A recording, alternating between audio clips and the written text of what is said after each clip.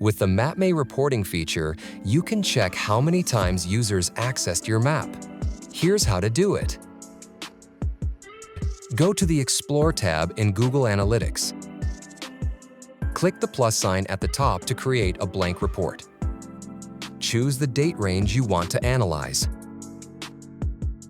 Next, add the Mapme dimensions.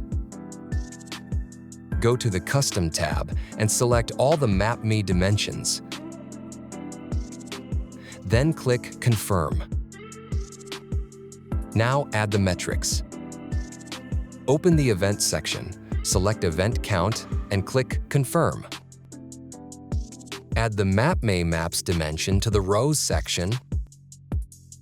Next, include Event Count in the Values section. We can now see the total number of actions for this map. Let's narrow it down to only show map visits. Create a filter. Select Mapme Actions. Use exactly matches as the condition. Type map load as the expression and click Apply. Your report for map visits is ready. You can now see how many visits your map got for that period of time. Give it a try, and if you have any questions, reach out through our chat.